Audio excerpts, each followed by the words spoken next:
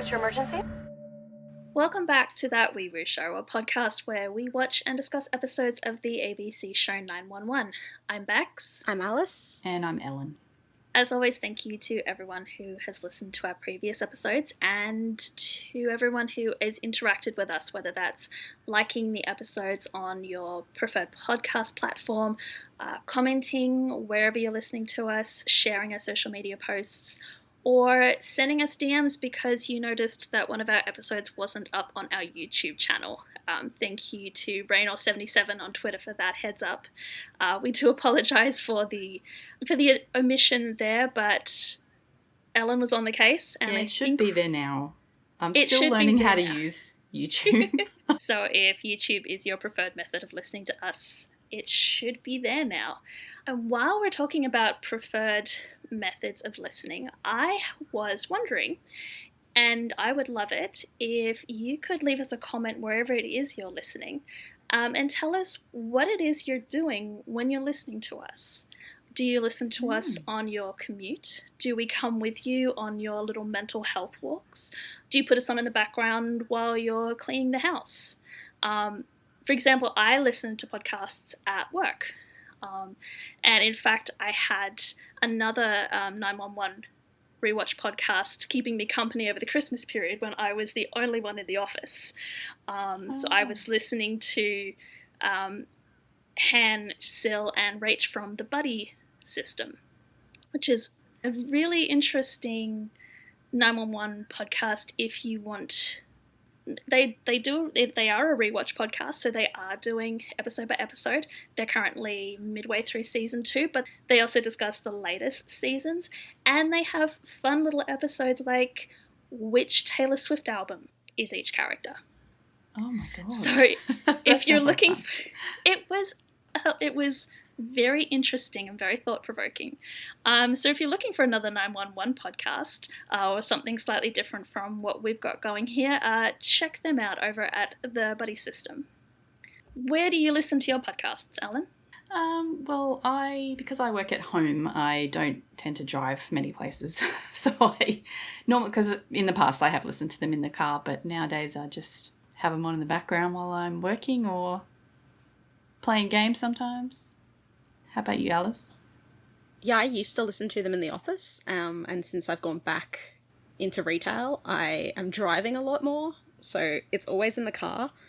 And the worst part about that is that, like, I'll be listening to a podcast and they'll be like, oh, like, let us know if this, and then by the end of my workday, I've completely forgotten what it was.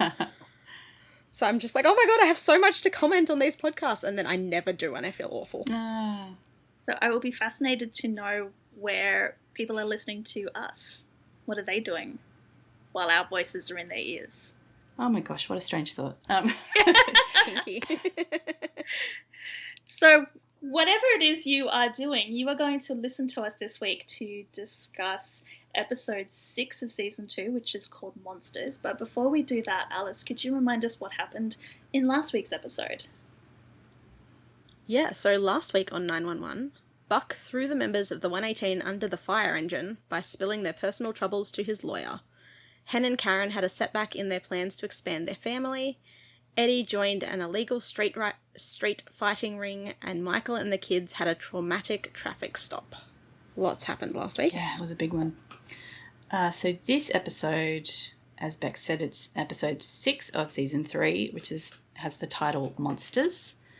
It first aired on October 28th in 2019, so this was just before Halloween, which means that this is a Halloween episode. This is my favourite of the Halloween episodes.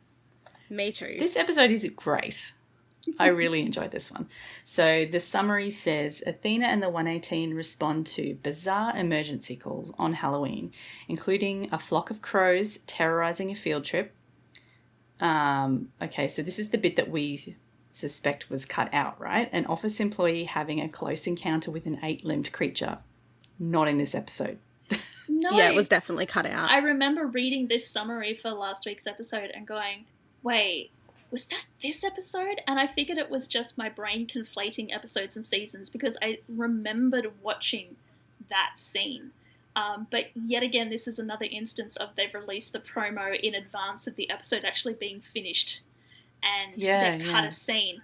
But I think that there is an episode in, I believe it's season 4, where they've kind of collected all of these lost storylines and dumped them all in one episode. Okay. Because I do remember seeing this one. All right. Well, the rest of the summary just says that a ghost-like girl is wandering a neighbourhood. Meanwhile, Maddie remains convinced that she is doing the right thing in taking a 911 call into her own hands. And Spoiler the alert, trigger, she was not. Yeah. Triggers for this episode include a car accident involving a car and a pedestrian. We have child abuse and neglect, gore relating to the previously mentioned car accident, and stalking. One guess as to who that involving. Yeah. Yes. So, Halloween. Just remind me what the other Halloween episodes we've had so far have been. Well, season 1, they had full moon. They had the creepy full as moon fuck, one, which wasn't Halloween. Yeah, it wasn't quite Halloween, but it was close enough to Halloween that it kind of counts. And then season 2, I can't even remember that Halloween episode. That's how much of an impact it had on me. They definitely had one. Yeah. I'm not prepared for this question at all. I'm trying to remember now. Oh, it was haunted. Oh, haunted. Okay. So it was... Spooky stuff at the hayride. It was the haunted hayride. It was Maddie's crossing over with the ghost whisperer for the ghost calling 911, and it was Buck being haunted by Abby. Oh, that's right. Gosh, that was a long time ago. It was, wasn't it? So I think it's interesting for not last week, but the previous week for triggers. We mentioned that there were 3 writers, and we wondered whether the number of storylines that they tried to pack into triggers, whether each of those writers had a particular storyline that was their baby, and they all got credited for when they meshed them all in together. So this episode, Monsters, was written by Christopher Monfett, who was one of the writers got credited in triggers.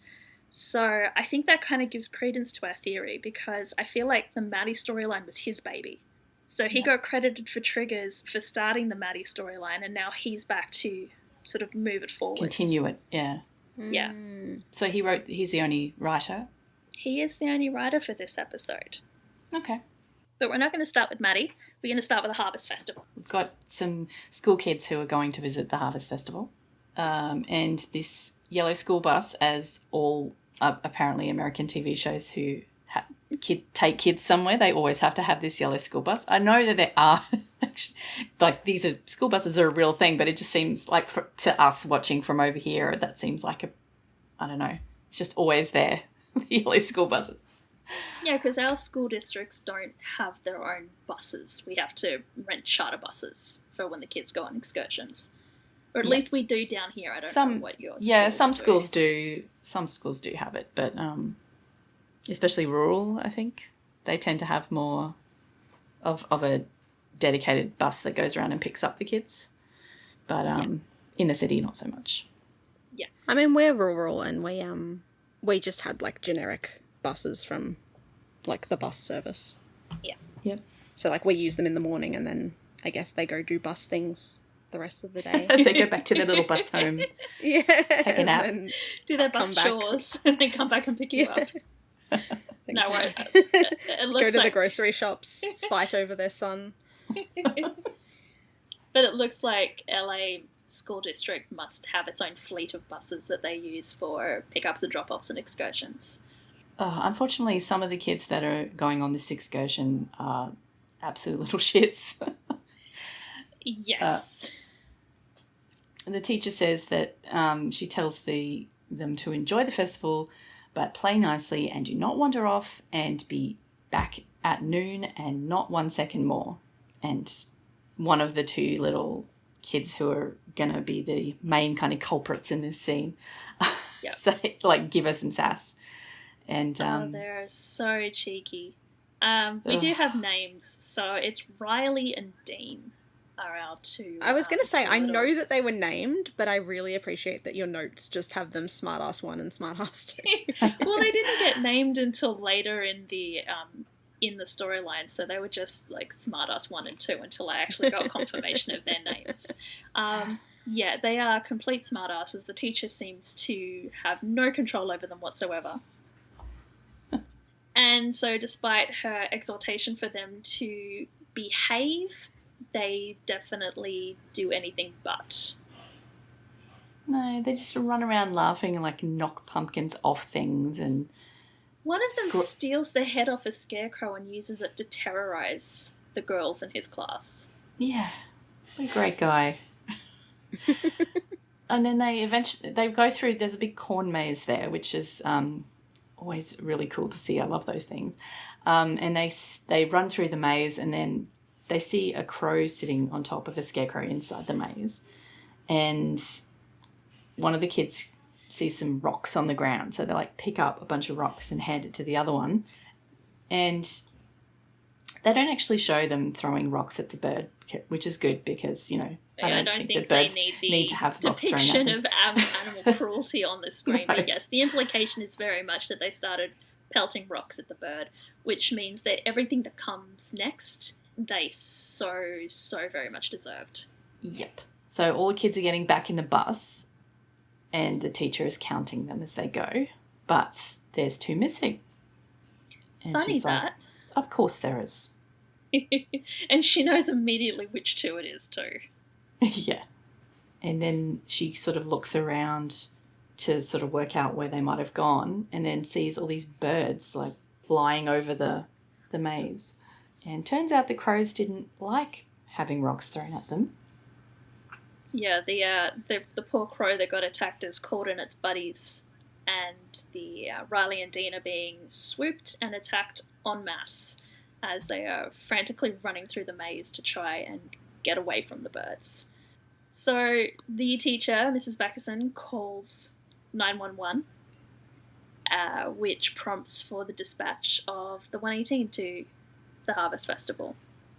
Yeah, at first when they were on their way and after the 911 call, I was like, why would you call 911 for, like, birds attacking? Like, that just seems like I don't know who they could have called otherwise. But the Animal firefighters... control? I don't know, but then later it turns out that one of the kids is actually quite badly injured, so that's okay. Like, they do need paramedics there, but, yeah. There are many calls in many episodes where I just look at the screen and go, why did you call 911 for that? Yeah. I mean, I know it's for the drama because there would be no storyline if they didn't call 911 for this shit, but yeah. But it's so funny because the 118 roll up and all of the school kids and the teachers are sheltering in place in the bus. Like, they're not the ones being attacked, yet they are hiding to the point where the teacher won't even open the door to talk to Bobby. She's like cracks it open a little bit as if she's afraid that if she opens the doors up too much, the birds are going to swoop inside, even though all of the birds are now gathered by a barn on the other side of the like farm area. Randomly, I did appreciate they all turn up and they're all wearing sunglasses, and we hardly ever see them do that. I was like, oh, except Hen, who's got like these big kind of brown rimmed glasses, and they look really cool, but she's not wearing sunnies. But like, there is. Shim's rocked the aviators a couple of times, looking very cool when he does so. Yes. Yeah, but it's not often that we see the others in sunglasses. Yeah. Noticeably as well, when the 118 rock up, it's just Bobby, Chim, Hen, and Eddie. There's no Bosco. Oh yeah. And still no Buck. There is a driver, but the poor thing isn't even allowed out of the rig. He has to stay in. Maybe he's scared of birds. It's fine. I don't know. But yes, the awesome foursome get out of the rigs and they take in the sight of all of the birds. Just there's like over a dozen of them perched on top of the barn and all of the sort of things gathered around the barn, and our pop culture expert just looks and goes, I think I've seen this movie. Because of course Chim does. I think I've seen this film before and I didn't like the ending. Well, if he's talking about that Crows movie, doesn't everyone get eaten by the crow? I think he's talking about the birds. The birds. Yeah, the birds. Yeah, definitely the birds. Yeah. So Bobby orders them into turnouts and head protection, even though the the crow's not actually doing anything at the moment, just in case. Yeah. I love this part because they're so carefully pushing like a gurney forward, like a tank basically, and then they're all creeping really. They're looking really tense and kind of worried about the whole thing, and the crows are just sitting there. They're just not doing anything. But yeah, but while the rest of them are acting like they're about to walk into war, Chim's futzing with the name badge on his duty uniform. he keeps dropping it. It keeps falling off. He keeps dropping it. He keeps trying to pick it up. Yeah, I was wondering why they were bothering with this, and then I realised that it's like a shiny thing that like it's Chekhov's name tag. Yeah. It's very much Chekhov's name tag. This is obvious. Yeah, it's shiny and it's very definitely Chim's. So the last time that he drops it, one of the crows flies down and lands on these, what are they? There's weird metal framey things that are... It's kind of fence-ish. And it's like gazebo shaped, whether you would train trees to grow into them into shapes. I don't know, but it's a structure in front of them, and the crow lands on it and everybody freezes. And Bobby orders Chim to leave the name badge. And stay calm.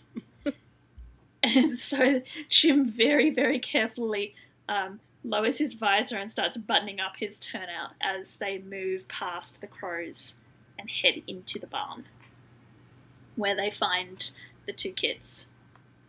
I like that Hen this entire time as well is just like the crow encyclopedia. Like Eddie's like, oh, there's crows all over the city. Never heard of them attacking everyone. And Hen's like, yeah, that's because crows are very docile. They don't attack unless they're provoked. Yes.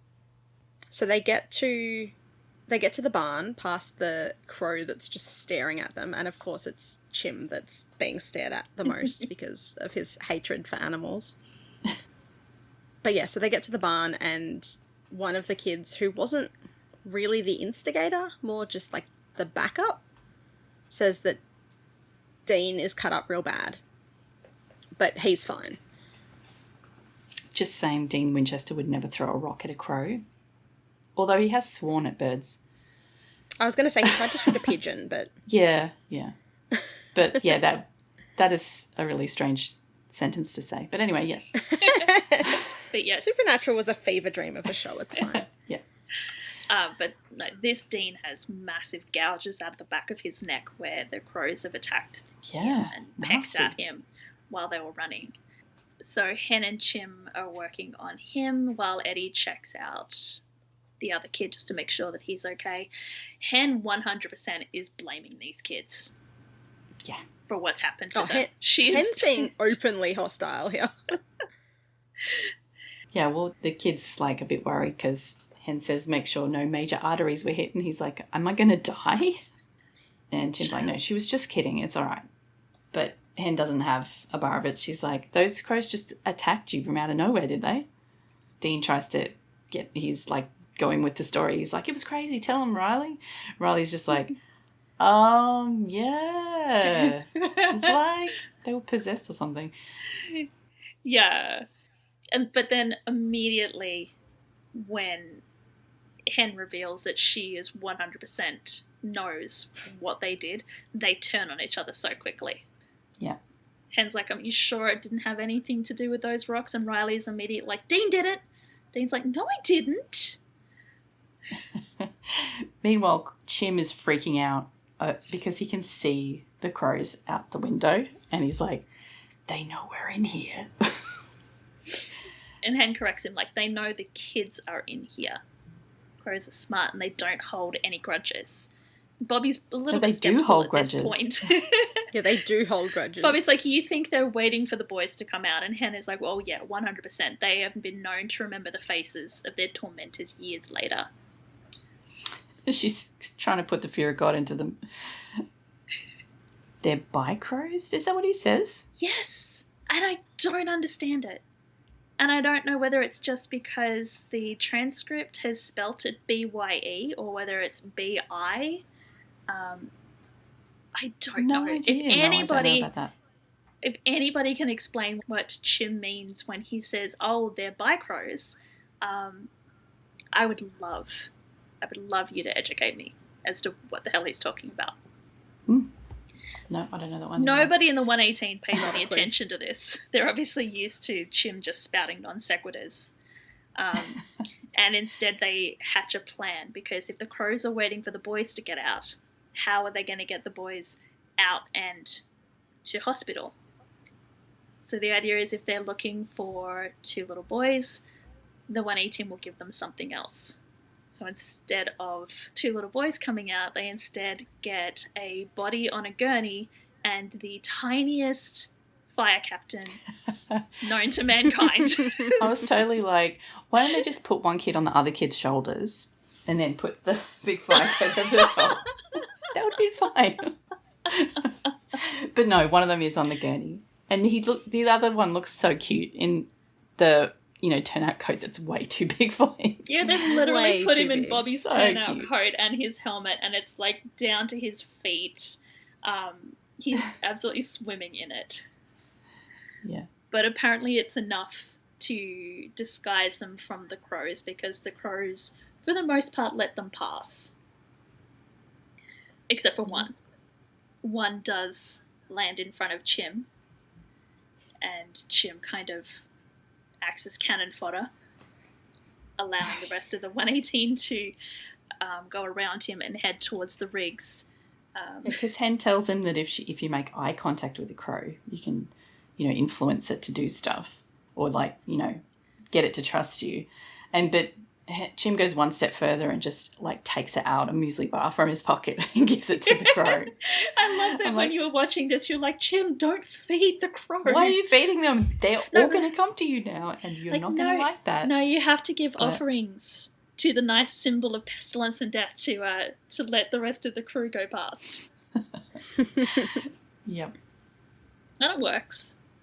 They're all able to leave the harvest festival, and they get the kids to the hospital. Except while Hen is pushing Dean into the emergency room, Chim hears a cawing and turns around, and there is a crow sitting on top of the ambulance. Except when he tries to bring it to Hen's attention, it's no longer there. So the crows are gaslighting Chim. It's great. Yeah. They got some more of those brownies from the, the public hallucinations. Well, Chim missed out the first time, so it's about time it's his go. Yeah. And all that before the title card, really. Yeah, that was our cold open. So after the title card, we are at the Grant household, where it looks like May is having a Halloween movie night. That's a huge screen that they're setting up the back there. That is such a cool setup. It is amazing. Cool. They've got all... I don't know if they're bean bags or just seats that are covered in blankets or whatever. I don't know, but around the garden. I mean, I remember having sleepovers and movie nights where it was just us, in the living room, just sprawled out, grabbing whatever, with sleeping bags, whatever pillows we could find. Yep. Athena has gone all out. There is a massive snack table. They've set up a giant screen in the backyard. And Bobby and Athena are going out. They're not going to be there when that's crazy. Why aren't they just staying in their room just in case anything happens? Yeah. But no, Bobby's having a bit of a worry about the whole thing. But he's not just worrying about this. I think he's worried about everything in general. Anything he can worry about, he is worrying about it. Yeah. Which is why he's up at 3 a.m. stress baking. Yes, Athena does say there's 7 different kinds of baked goods in our kitchen. Because apparently tomorrow is Buck's first day back. So Bobby is a little stressed. But he says that Buck has signed all of the liability waivers, and he thinks that they could drop a piano on Buck's head and he wouldn't be able to sue them for it. But yeah, he does let it out a little bit, where Bobby says, I don't know what I'm doing. he just doesn't think things through. He acts and then leaves the rest of us to deal with it. Yeah, Athena does tell him that he's allowed to be mad with Buck. Yeah, he's worried about what's going to happen to Buck. I don't think it's so much a worry about the implications for the department. I think he is worried about Buck for Buck's sake. Yeah, he's pushed so hard to come back, and I mean, he's still got the blood thinner problem, you know. Mm-hmm. So, not to mention he just threw the entire team under a bus, and if you can't work as a team, yes, and if you can't trust the people you're working with, and as we see when Buck walks into the station house, this is not a team that's going to be likely to forgive and forget easily, because as Buck walks in, he is obviously thrilled to be there. And he tries saying hi to everybody as he walks through, and he's just ignored. They've got a good old-fashioned shunning going on in there. To be fair, he doesn't know it's all funny their because all the names. other people who are in there, yeah, they're not people that we know because they're all, you know, background 118. But they don't acknowledge him at all. There's like not even a turn to look at him. It's just as if he doesn't exist to them. Yeah. It's kind of and rough. I think what really sort of drives it home for Buck is that he gets to sort of the middle of the garage, the station house, where that beam where the loft of that's like the bottom of the loft where they would normally hang a banner. Oh, yeah. It's just empty. There's no banner up there, even though it's his first day back.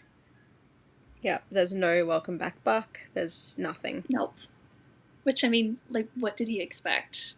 Yeah, he's not coming back under, like, joyous circumstances for And anybody else. even his lawyer warned him that he might not be welcome back. Yeah. But he's just... I think he definitely, like, because they did do the smash room as well, right at the end of last episode. And so I think he was like, oh, like, we're fine now. Like, it's chill. They'll be fine. Yeah, but he wasn't in the same it's smash room not. as the others. He was off to the side with Lena, who's Yeah, right? not in this episode. Poor Bosco. So even whatever tentative truce he had going on with Lena, that doesn't even exist right now, because apparently she's gone back to the 137? Is that her house? I don't know. You're Sure. the numbers girl. I don't remember. That's scary that I'm the numbers girl. Yep, that Hen is the only one who makes any kind of overture. Because she comes in and she's got a little cupcake for him. It's not a full sheet cake. It's not a fondant bust of Buck. Under a fire truck. Under a fire truck. But I do love it's a red velvet cupcake and it bleeds when you cut into it. Which I think is just perfect. And Buck does say that you're the only person who's actually welcomed me back. She says that that's, Bobby's fault, basically. They've got to follow his lead. They all feel like they have to follow his lead, yeah. Buck asks her about the baby making. Are you and Karen knocked up yet? Gotta throw in that storyline. No. Yeah, got to remind everybody that of what happened last week. So she doesn't actually give anything away. She just sort of said, oh, it's a long process. So maybe they haven't quite decided yet, but yeah. But she does sort of tell him that it's good to have you back. Yeah, she missed the puppy, really. Yeah. I You think might she chew did. your shoes and pee in the wrong places, but She's fine sad with when they're him. not around. So then Eddie arrives in the station house. I don't know where he's been or what's going on. He looks absolutely exhausted. So whether he's been on shift already or Fight Club's keeping him up at night, I don't know. He's got a massive bruise on his elbow. Yeah, it looks sore. Which Buck comments on as he walks up to Eddie. And, I just tweaked. Buck is responsible for the episode title. Oh. Because Oh, he looks at Eddie's bruise and he goes, "That's a monster." I As in think monster other bruise. people mention the word later as well. But well, yes. Buck's got the first Yes. mention. And Eddie is so pissed at Buck, and he does not want to talk to Buck at all, that he forgets who he's talking to, and he blames roughhousing with Christopher on his bruise. Which, Like, what's Chris doing? Smacking him with his crutches? exactly. I mean, that kind of answer would probably blow off anybody who did not know Christopher. But Buck is very aware who Christopher is, and is very aware that Christopher, unless Eddie was laying down and just submitting as Christopher wailed on him with his crutches, Chris is not capable of creating that kind of bruise on Eddie. Like, it's a massive bruise. It's massive. It's bad. And Buck immediately just goes, "Were you playing with hammers?" And Eddie is so cold, he just says there's nothing that you need to be concerned with. Like, yeah, watching it going, ooh. I never want Eddie to be pissed at me, because he is just so mean when he's mad. Chris is clearly so sad about Buck's absence that he's taken to violence. Yeah. Oh, well, Chim's happy that Buck's back. He says welcome back, and Buck's sort of like, oh, at least someone's going to welcome me back. Thanks, Chim. Bobby doesn't acknowledge him at all, just tries to get straight into the morning briefing, but is cut off by the bell. They're being sent out on a call. We don't hear clearly what the call is, but everybody starts to run for the trucks. Bobby immediately tells Buck that he's the man behind today. And so once again, even though he theoretically got his job back, even though he's technically working today, he has to stay behind and watch as everybody leaves him again. So Bobby was serious. You questioned last week whether Bobby was serious when he said "my house, my rules." Yeah, he was serious. He was deadly serious. Yes. Poor Buck, he looks really sad again. It's like, because he fought so hard and he went through all this shit to get back with his team, and now his team is leaving him. Yeah. Although I can imagine the other members of the 118 are thrilled that they actually get to leave the station house and they're not forced to stay behind. Yeah. And they don't have Lena to back them up, so they are a man down. Yes, they are. Okay, so now we've got to go and see what Maddie's up to. Yes. So apparently Maddie has driven Tara home to her house in her car. Yes, because Vincent made Tara buy a car that looked cool but does not work, which I'm guessing means it's some kind of swanky European model. It just breaks down and nobody has the parts in stock. And apparently that's Tara's fault, according to Vincent. Although the really cynical part of my brain wondered whether Maddie hadn't done something to the car. Oh. Just to... I did wonder that too, yes! not gonna lie. It's so convenient that Tara's car breaks down, and so Maddie has to drive her home, and then she wrangles an invitation into the house. Oh my god, yeah. See? Yeah, it could be.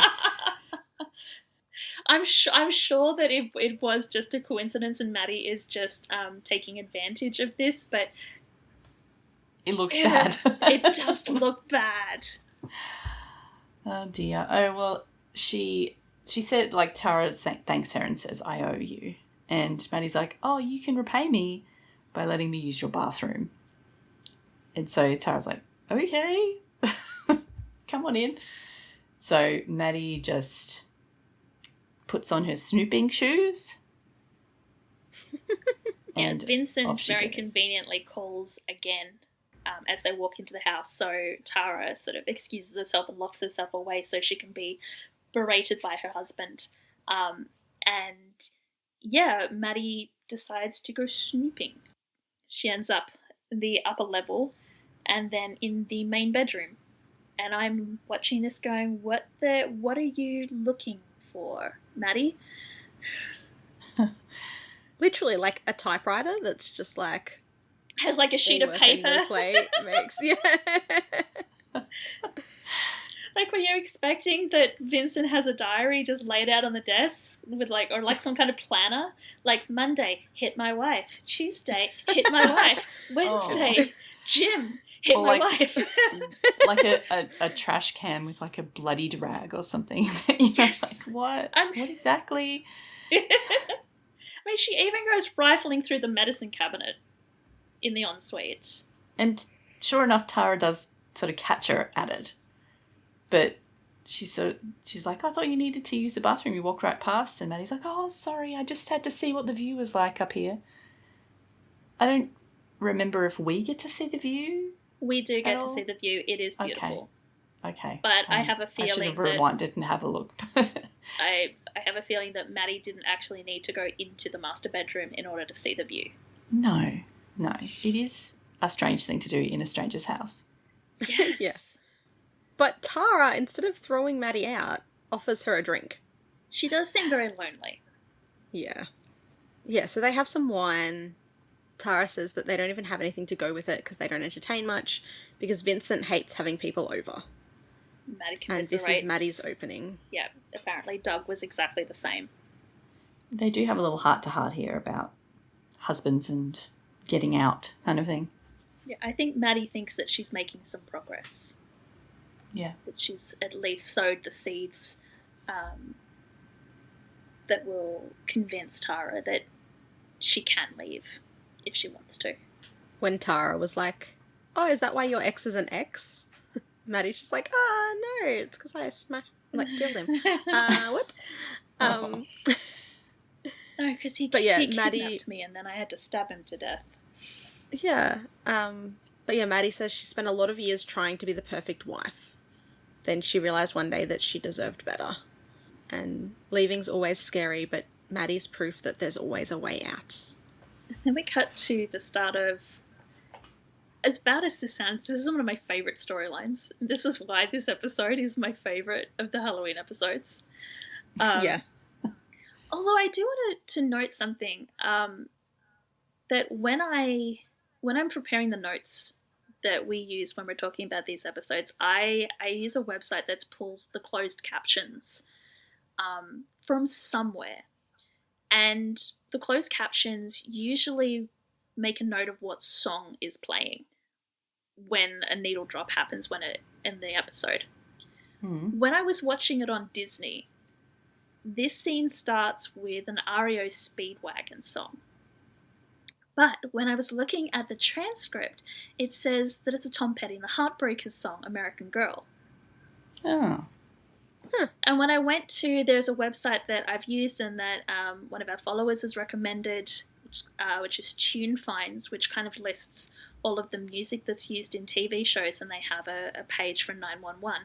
That one also just mentions REO Speedwagon. So I'm wondering where the Tom Petty song came from.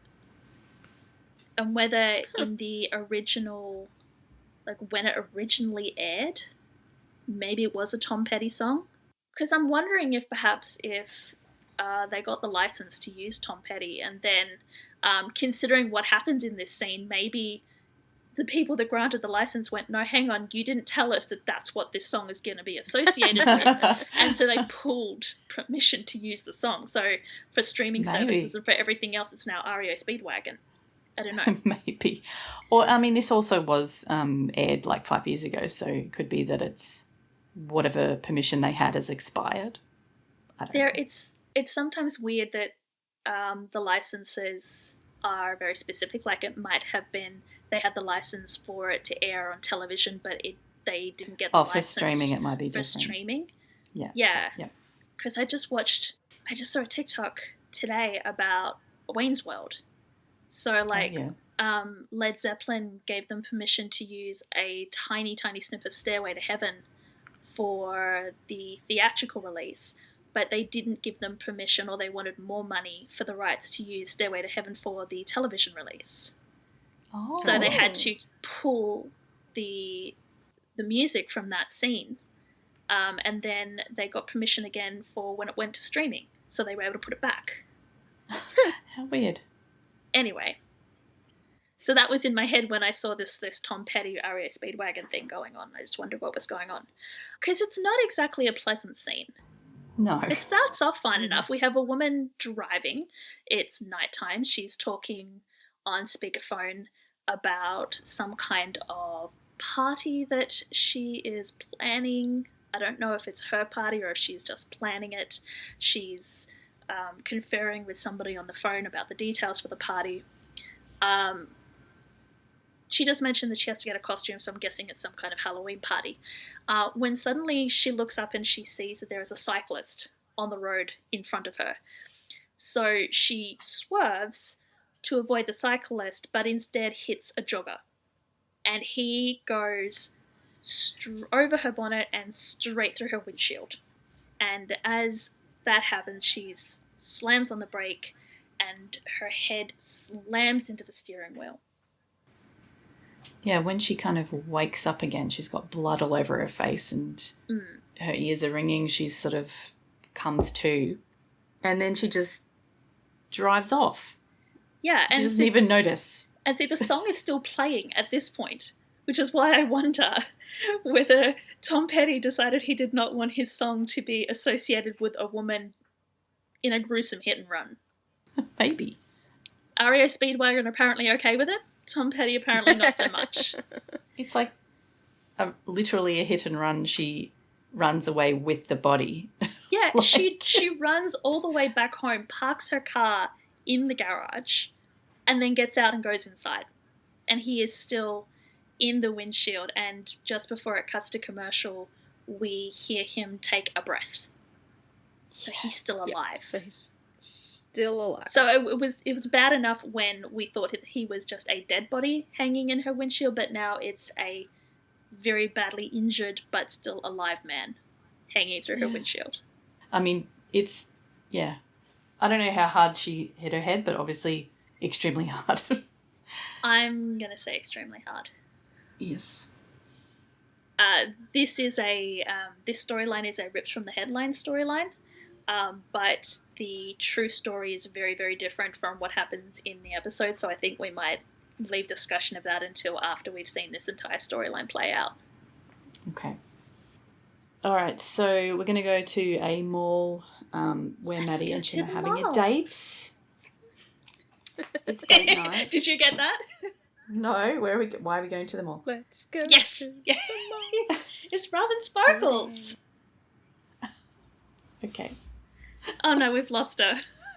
So just to be clear, you want everyone to go to the mall today? Yes. No, I don't know what you're talking about. Oh no. It's a How I Met Your Mother reference. Jessica. Oh, okay. Robin was a teenage Canadian pop star. Wow, spoilers. And how old is this show?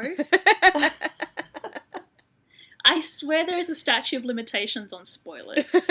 And it's also in season 2 of the show, yes. so it's old. It was 2006. Yes, and oh, wow. Robin's number one hit was okay. Let's Go to the Mall, where she sings about going to the mall, funnily enough. It was also in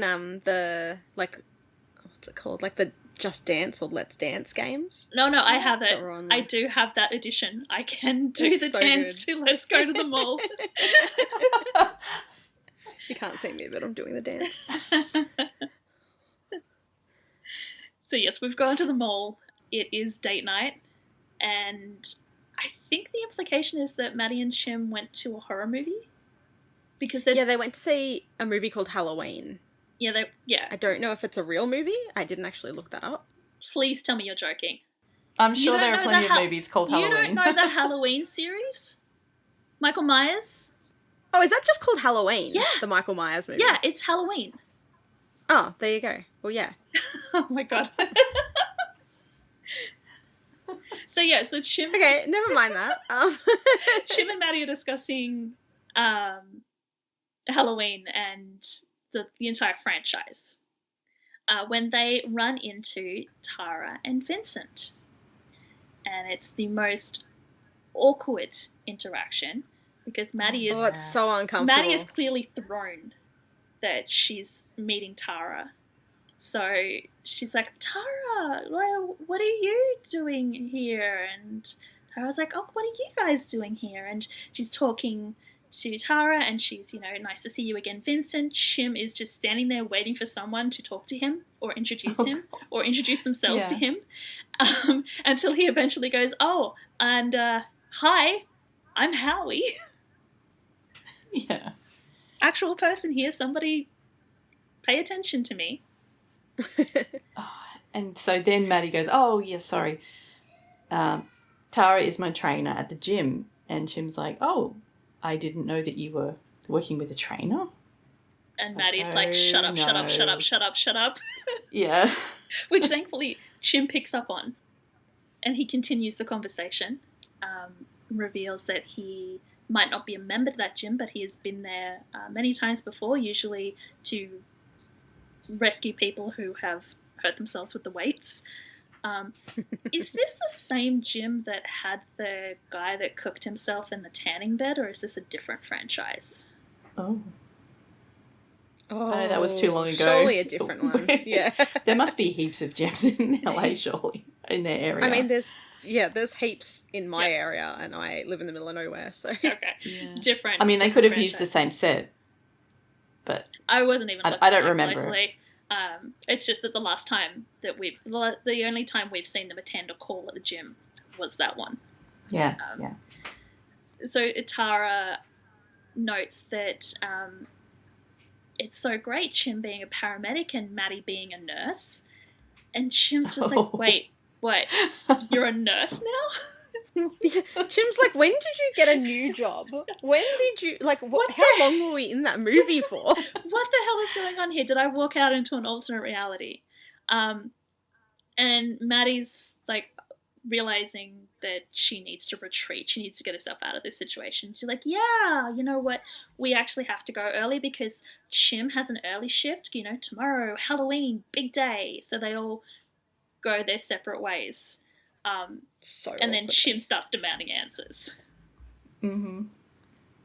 It's like, who is that and why does she think that you're a nurse? And Maddie's like, oh, it's complicated. Chim calls her out on it. Yeah. What do you think Chim's first thought here was, though? Because, Maddie's literally acting like she's, been cheating. Yeah, I mean, they've just had this conversation about not keeping secrets from each other. Yeah. And she is keeping a very big secret. Yeah. And so finally she actually confesses that Tara called 911 5 times in 2 months, which is a pattern. And Chim's like, you sought her out? Yeah, Chim realizes what has happened and what's going on. But he kind of...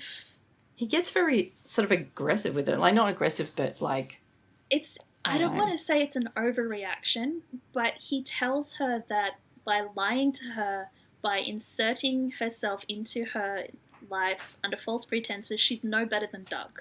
Because that's exactly what Doug did to him before he stabbed him and left him to bleed out for 6 months on Maddie's front doorstep. Yeah, that's not not a good comparison. Chim. Yeah, Maddie does say, it's not like Doug. I'm trying to help her. But Chim says you can't help someone by lying to them. You already know that, otherwise you would have told me about this creepy stalker plan weeks ago. It's like, whoa, Chim, okay. Yeah, and any headway that he had with trying to help Maddie, she's slammed up all her defenses. She's like, that's not fair, and she tries to walk away. But Chim stops her, grabs her hand, and tells her that, okay, he acknowledges that he's not being fair, but she's not being fair to Tara either. She needs to tell Tara the truth. But Maddie is not willing. She's got this plan. She's not willing to deviate from it. She's like, I will tell her, eventually. And so Chim gets pissed. He's like, you know what? We probably should go. I have that early shift in the morning, remember? Halloween, big day. And then storms off.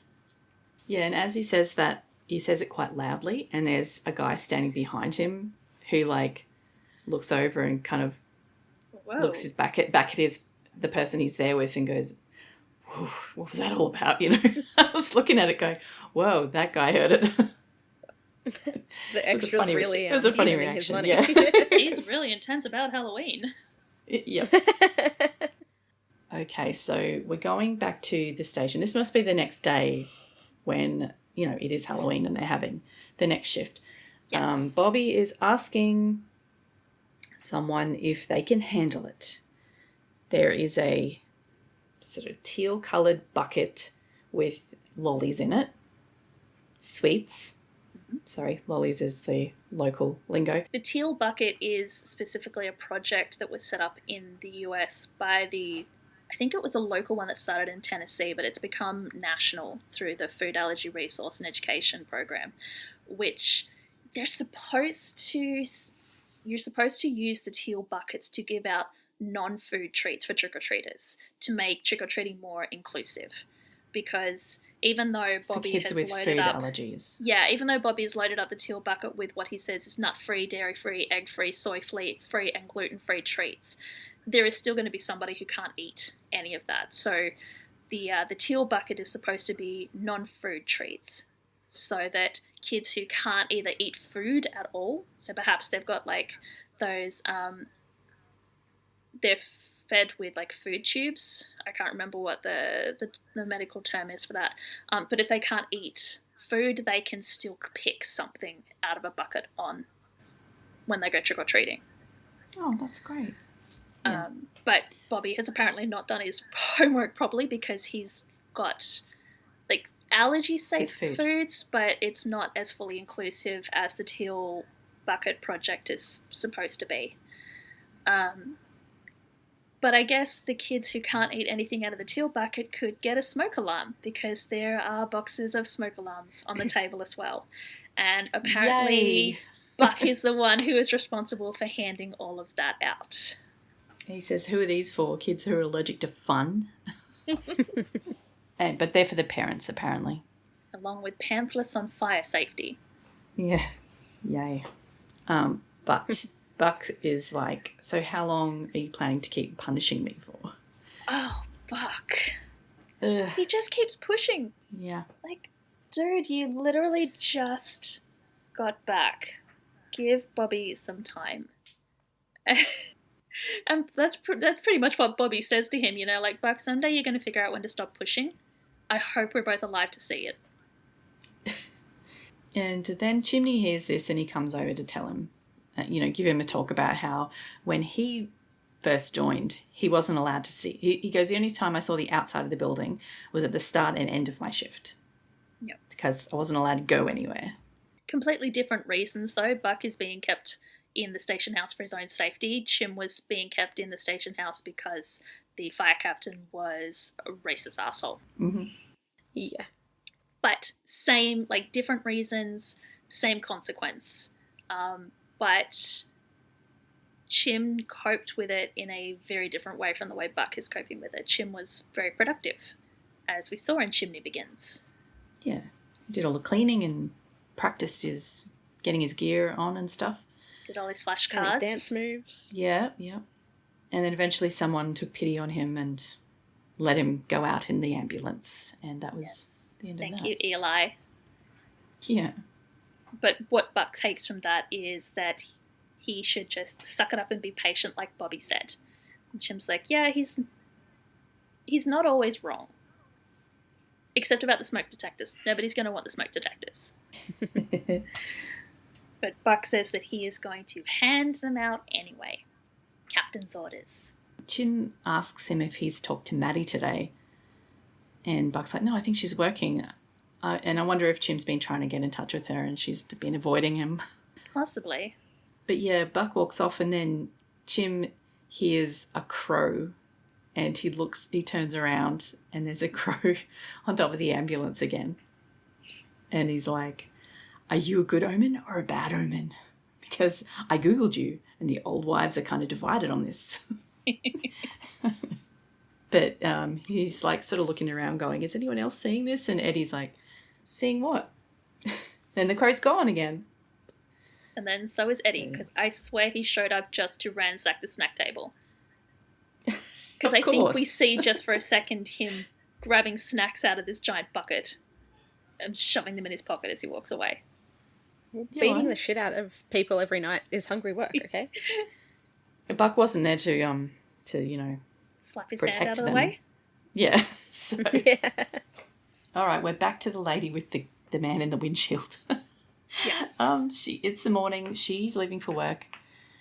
She has a huge lump on her forehead. It looks awful. She also has 2 different shoes on her feet. Oh, does she? Yeah, she has a black shoe and like an Whoops. apricot coloured shoe.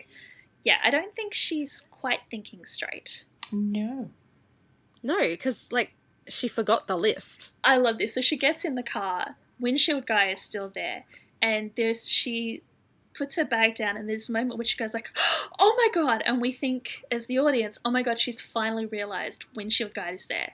And she's like, the list. You forgot the list. And then she has to get back out of the car, walk back to her house, get the list, then she gets back in the car and drives to work. Still has not acknowledged windshield guy, who is still alive. And at this point, it's getting almost ridiculous because she literally turns and puts her bag on the passenger seat right in front of his head, and yet still does not acknowledge him. Yeah. I'm not sure if it'd be... Like, I know the rest of the story is based in a real thing that happened, but I'm pretty sure that... Like, I don't know if you can hit your head so hard that you can function perfectly normally, but you can't see... I don't know. The brain is weird. Yeah, the brain can do autopilot things. And we do find out at the end that she has quite a serious brain bleed. So, depending on where that bleed is happening, which part of her brain is impacted, maybe she just literally does not see him. Yeah. Or she sees him, but her brain just does not compute. Yeah.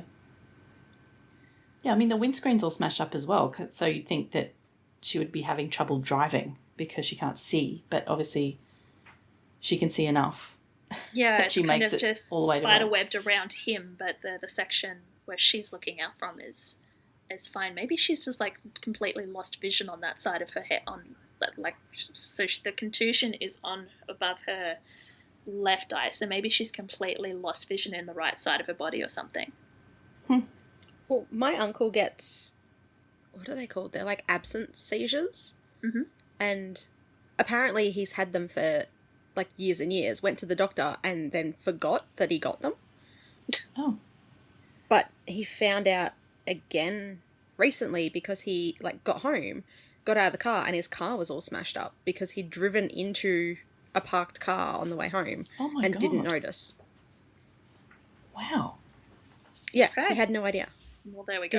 Does he just lose time, or is he... Well, his body just it just fills it. The brain just fills in the gaps. That's terrifying, though. I know, right? And apparently it just looked like he'd he'd be talking to someone and then just zone out for a bit. Huh. And everyone's like, oh yeah, he's just always done it. And then it wasn't till he literally drove into a parked car that They worked out what it was. he like went to the doctor and they put like brain monitors and stuff on him and they were just like, yeah, you're having seizures. Oh my god. Okay, So he's not allowed to drive anymore. So that's Yeah. So perhaps But not yeah, as, so brains are weird is what I'm saying. Yeah. Perhaps this aspect of this storyline is not as far-fetched as we would. Yeah. Yeah, so we go, like, she is driving to work, but we go to a taco shop where a family is sitting outside at a table sort of near the curb eating, and cars are driving past, and one of the cars they see has like a pretend arm sticking out of the boot as a Halloween decoration. And one of the little kids is like really excited by that one. Like, that's so cool. Look at that one. But his big sister is not impressed. She's like, it's sick. It perpetuates a culture of socially acceptable violence.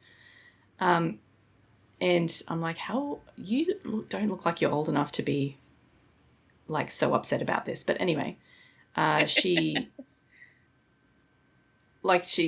like, oh my God. And have seen the lady pull up at the intersection with the guy in the windscreen. And the little brother is like, that level of violence is totally acceptable to me. And I think they are, for a moment, they're all willing to accept that it is a Halloween decoration, except they then all see the guy's legs start to move. And while the kids are still like, oh my God, that is awesome, the parents are like, did you just, do you think, I don't know, but I'm calling 911. Yeah, they have like a half a conversation that somehow conveys the entire thing. It was great. All right, so Maddie takes the call and the man says, this call's a little different because we actually see them.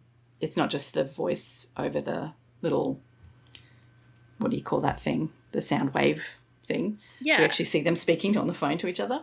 So he says, hello, I think there's a body sticking out of someone's car windshield. And Maddie's like, I'm sorry? Are you sure it's not a decoration? But the man explains that they saw it move. So they think he's alive. So they take all the details that they can think of. There was actually a very productive 911 call because they managed to give a location. They managed to give a description of the car. The wife even got partial plates. Yeah. Go these people. Which then Maddie is then able to pass over to police.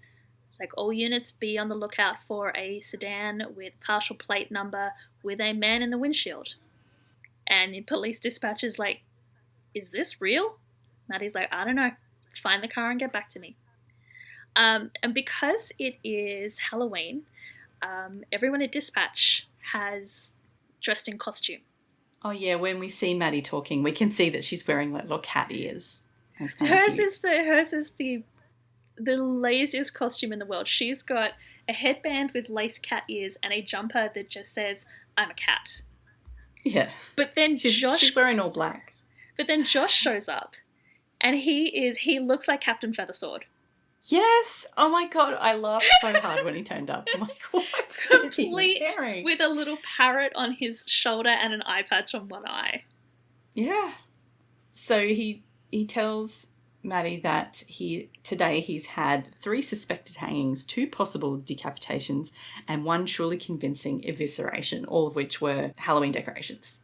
Which kind of explains why Maddie is so skeptical about the call about a body in a windshield. Yeah. Because if you've got, 3 suspected hangings and decapitations and eviscerations, kudos to the people of LA for stepping up their Halloween decorations. Yeah. Yes. I would love to go over there around Halloween time to see what everything's like. It sounds amazing. It does. It puts my little Frederick Bobbington skeleton to shame. My one little skeleton. I do enjoy your skeleton. Little. True, he's almost as tall as I am. He gives her shit about her costume. Yeah. And then flounces off because Maddie goes back to answering calls rather than talk to him.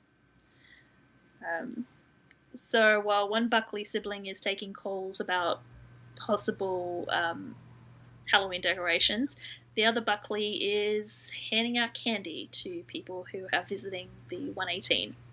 And he's forcing kids only to take two bits of candy. Yeah, apparently the theme of this episode is shit kids. They're not the nicest kids in this episode, are they? No. But he tells the kid that it's the rules that you can only have 2 pieces. And the kid's like, that's a stupid rule. It's like, wow, okay. It's like, what are you supposed to be anyway? And Buck's like, I'm a firefighter. So the kid takes a knife and shoves it under Buck's ribs and twists it and says, so how come you're not out fighting fires? And then we hear the 118 have pulled up. They haven't pulled into the station house because it's full of kids, but they've just parked out the front. And the kid very pointedly goes, oh, look, Mum, the real firefighters are here. And turns and gives Buck another look. Just, such a little shithead. Shoves that knife up a little bit higher. So Buck decides to,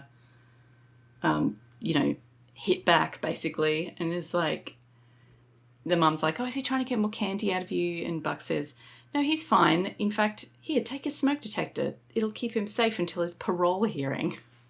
It's like, whoa, okay.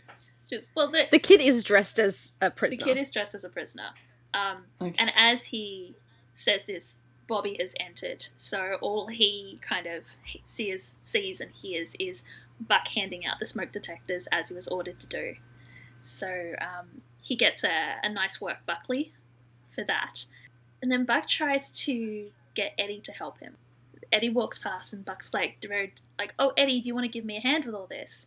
And Eddie just stops and turns, says, "Nah, you got this. You're at 100%. The lawsuit proved that, right?" And then just walked off again.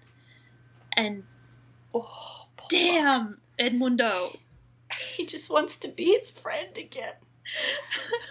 Once again, I never want Eddie Diaz to be mad at me, because damn. Yeah. Poor Buck. Not that he doesn't deserve it, but poor Buck. Yeah. I don't know. I think it's, yes, their son needed him, okay? I feel like Eddie couldn't even call Eddie him to bail him out of jail if that was something that happened. Eddie is taking this so personally. Yes. He's got a lot of crap that hasn't been addressed yet, I think. Yeah. That's what it feels like. Yes. So anyway, elsewhere in LA, more trick-or-treating is going on.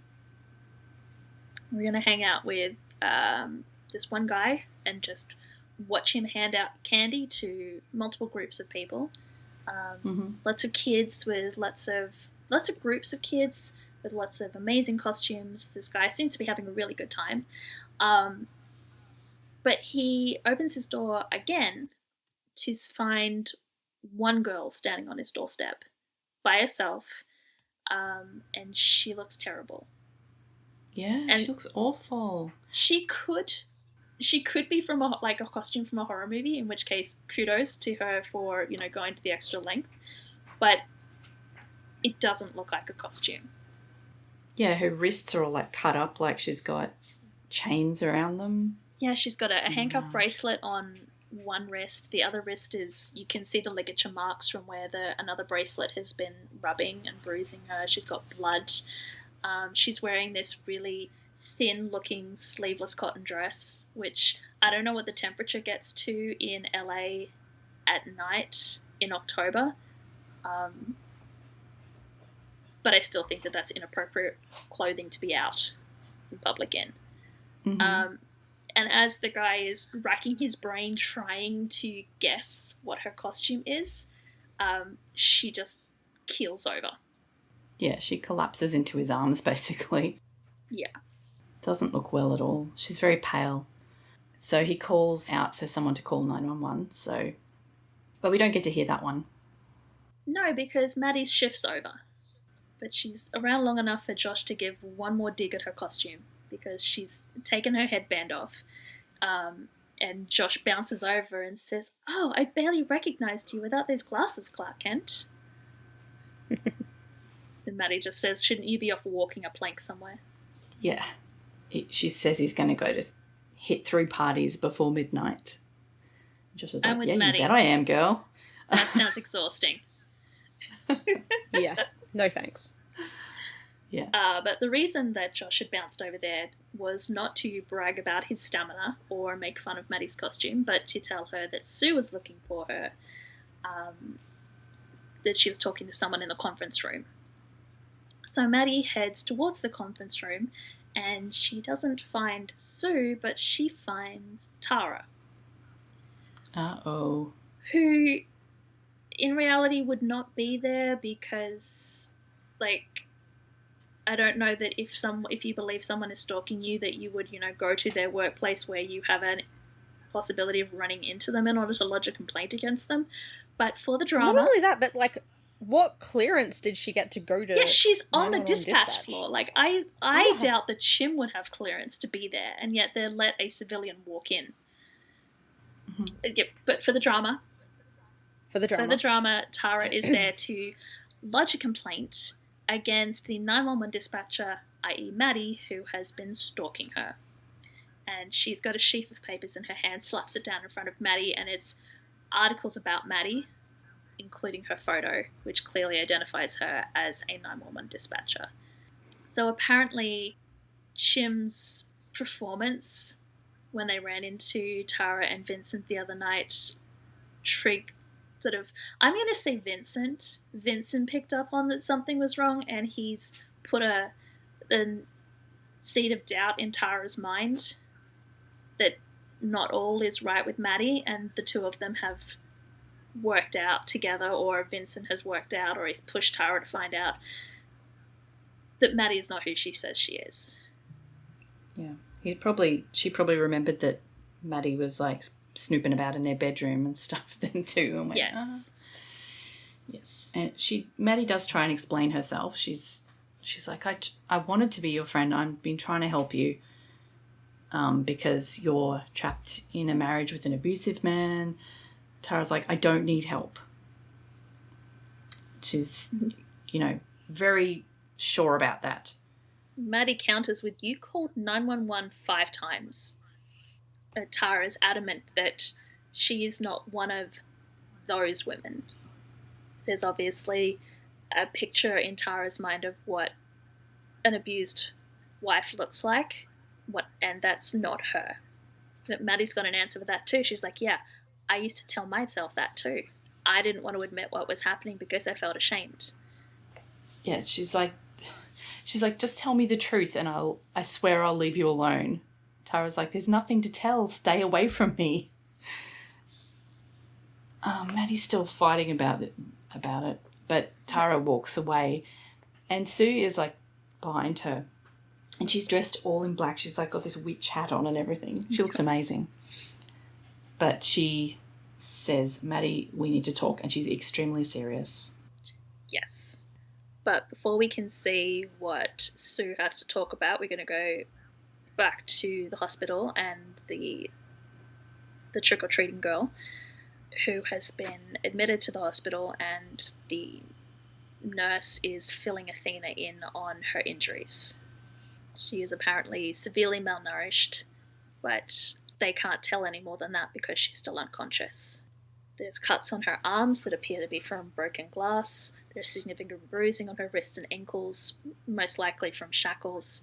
But there are no bruises or lacerations on her feet, which they believe indicates that she didn't walk very far.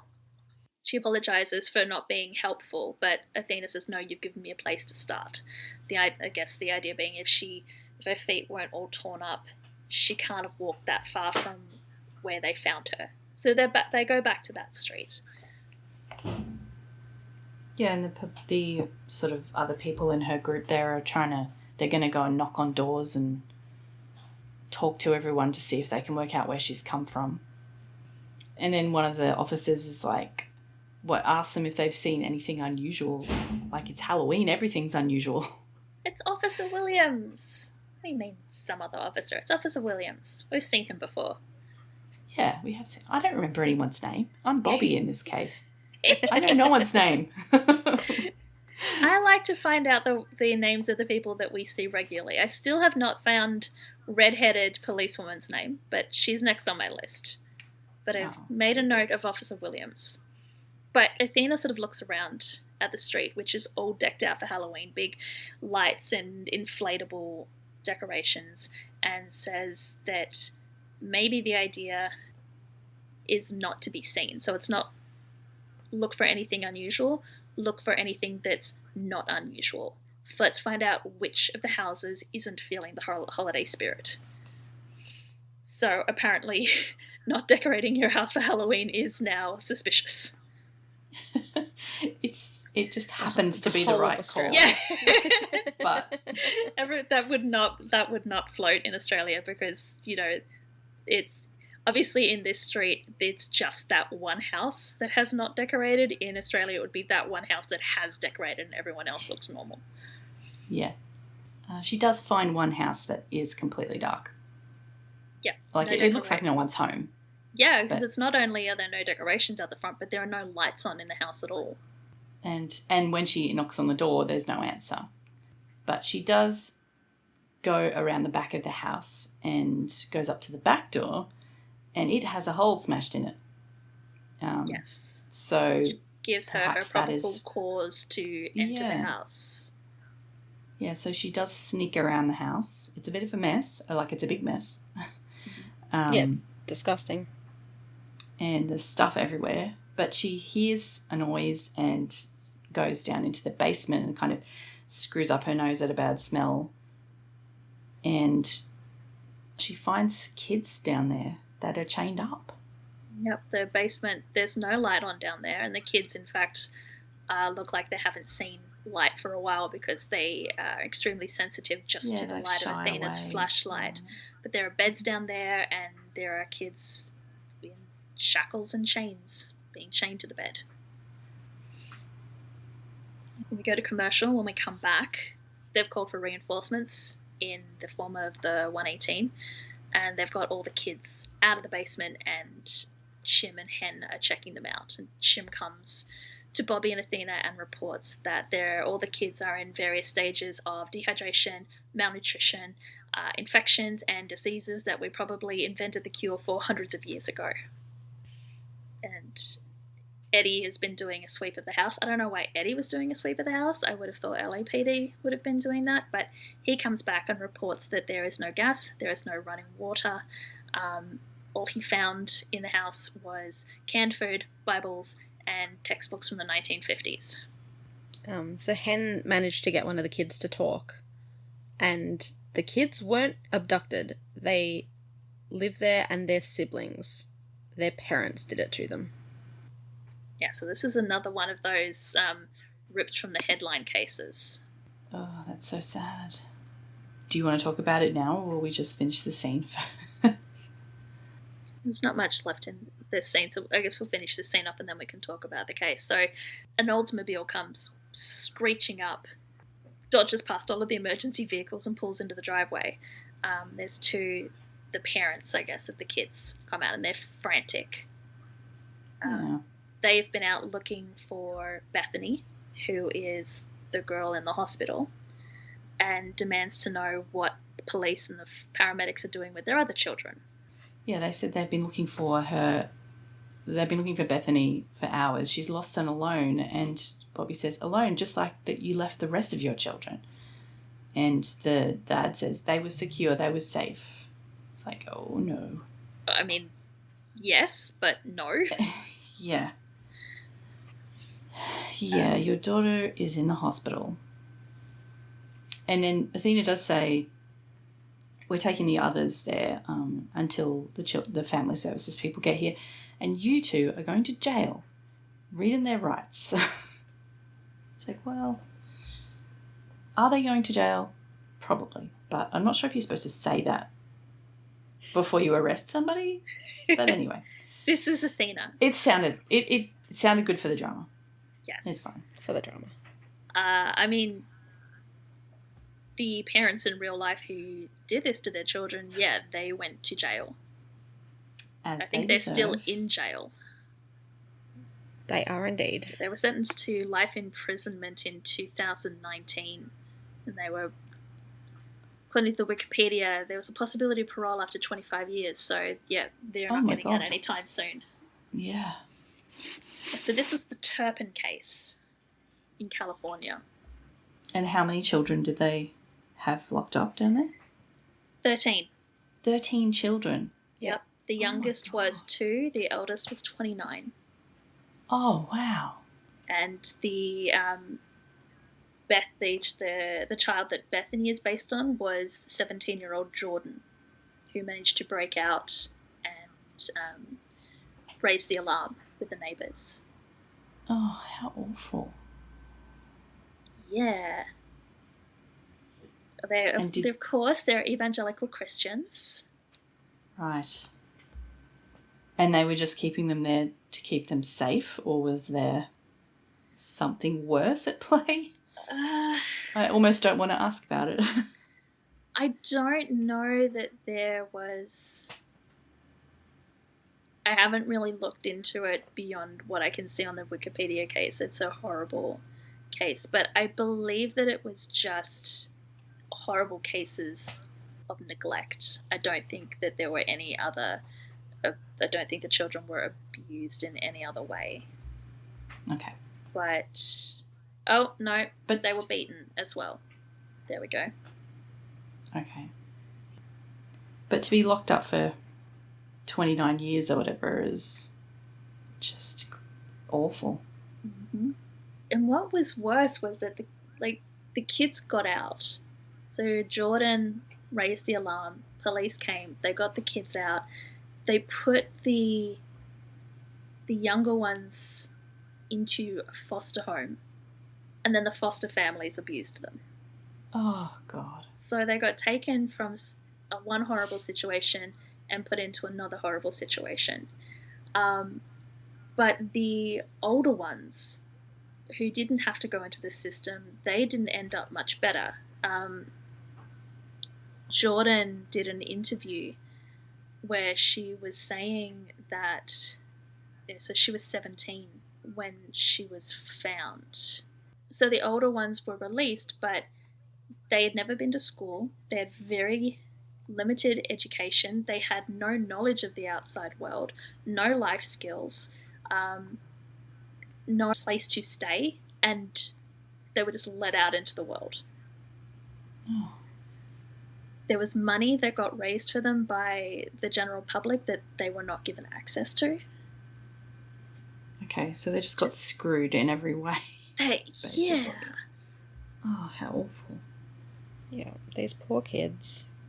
So hopefully the kids in the 911 episode have a happier ending than these kids, because this is, and it's still kind of ongoing. So the Wikipedia says that they were in court in September of last year suing the former foster families.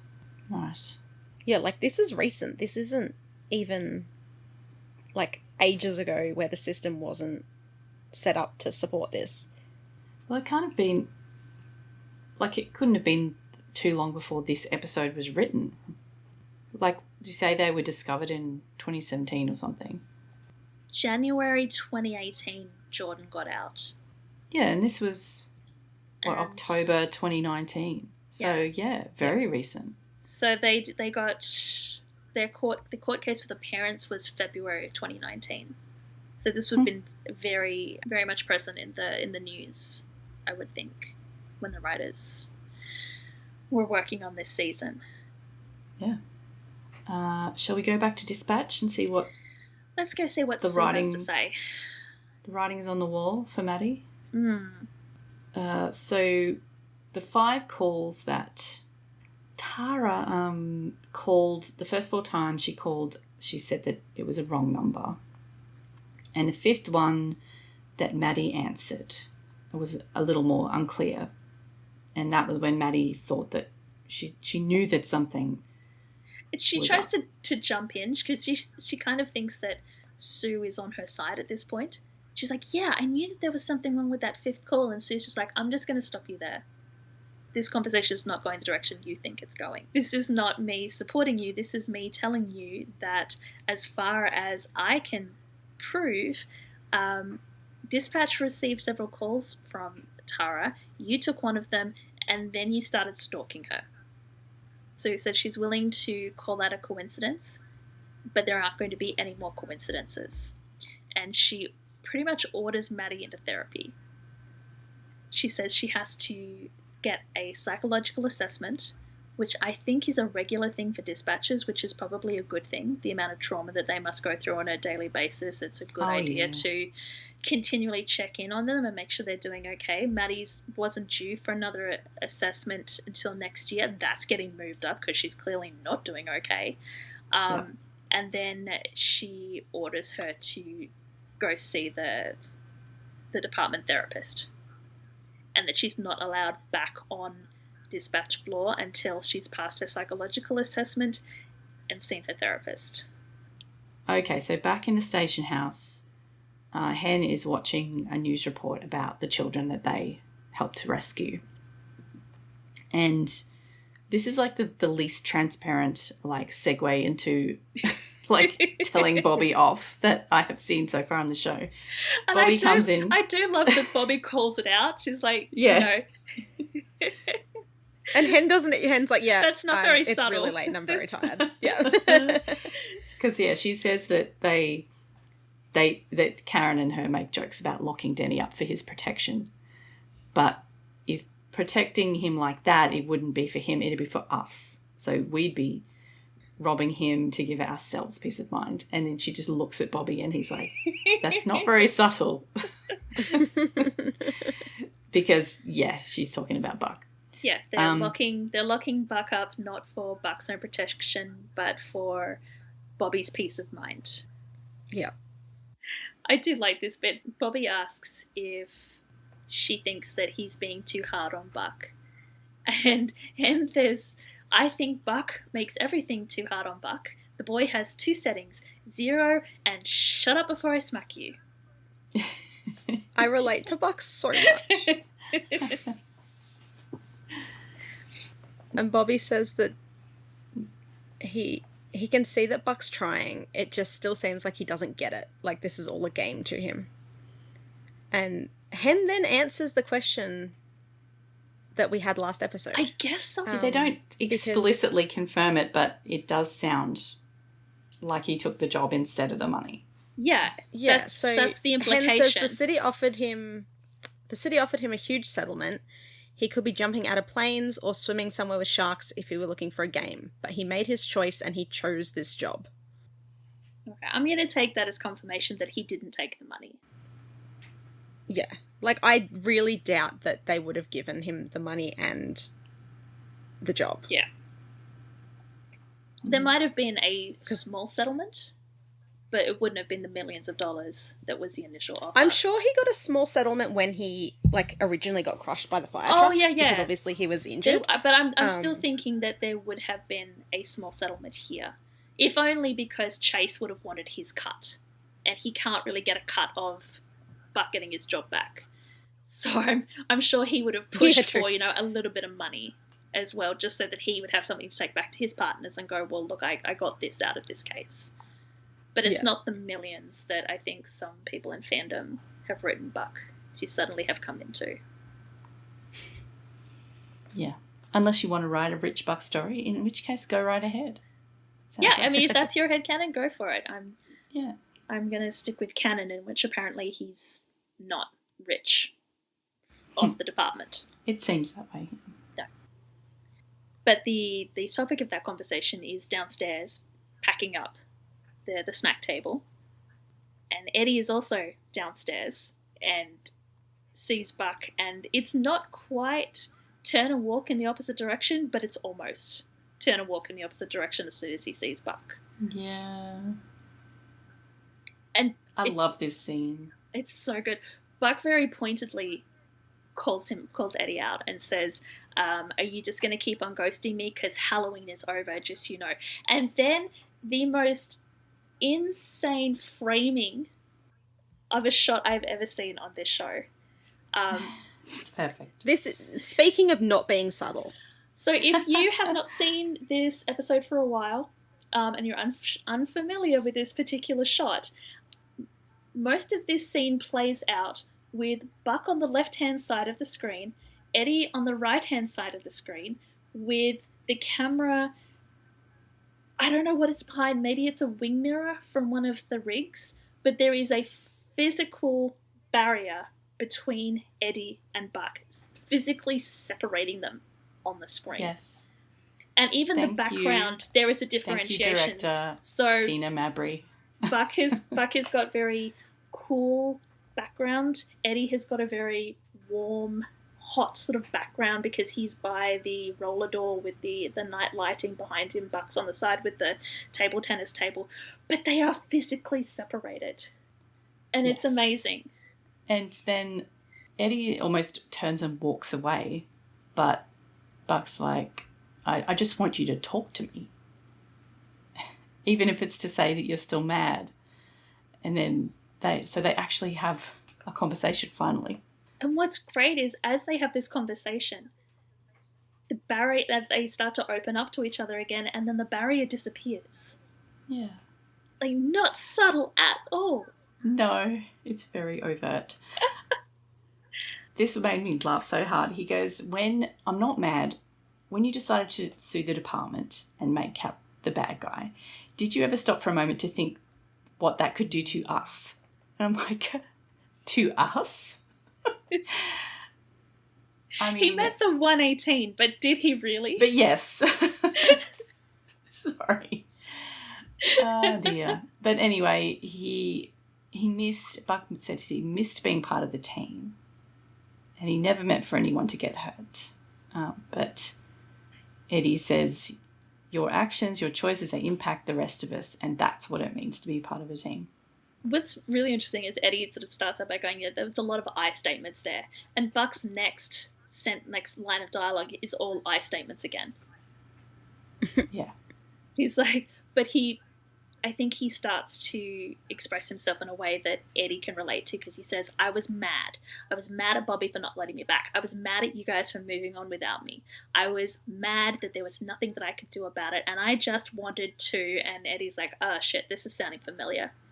Right. You just wanted to punch somebody? And he's like, yeah, I get that. Buck's like, I'm sorry. Whatever it takes for you to forgive me. And Eddie says, I forgive you. Yeah, Eddie forgives him just like that. Which is also what it means to be part of the team. He just wants Buck to shut up at this point. Just don't do it again. Don't sue us again. Don't do it again.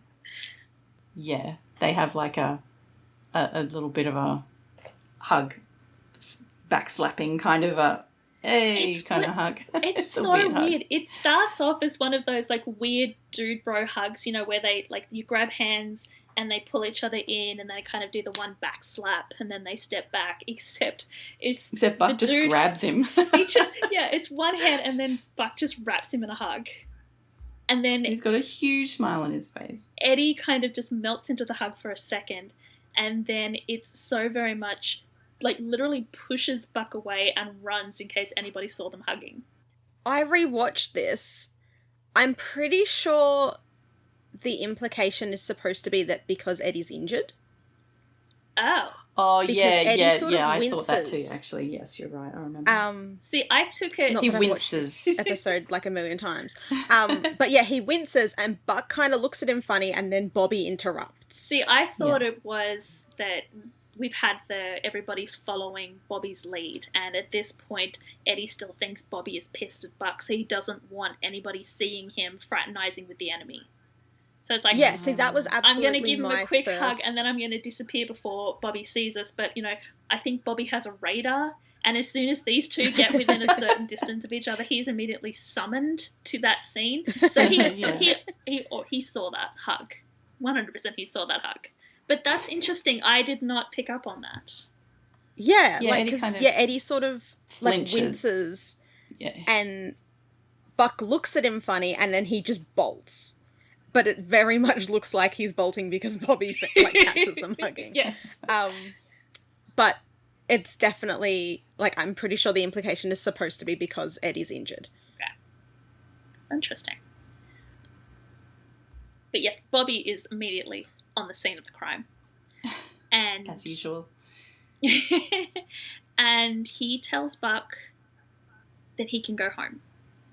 Yeah. Like Buck, because Bobby starts it with, listen, Buck, I've been thinking. And Buck's like, oh my God, yes, like here we go. I can go out. And Bobby just sends him home. Yeah. And it's such classic misinformation, because Bobby is trying to do something nice. He's recognized that Buck has been working hard. He recognized that he's been hard on Buck, and he wants to do something nice for him to let him go home, because depending on what shift the 118 are doing at the moment, Buck either has another 12 hours or potentially another 36 hours to go. So this is like a super nice gesture to let Buck go home, whereas Buck just sees it as, once again, he's being dismissed and he's being kicked out. Yeah, like I think it's definitely like Bobby's not quite ready for Buck to jump back in the rest of tonight, but he is framing it as like, because he goes, I don't want to overtax you first week back.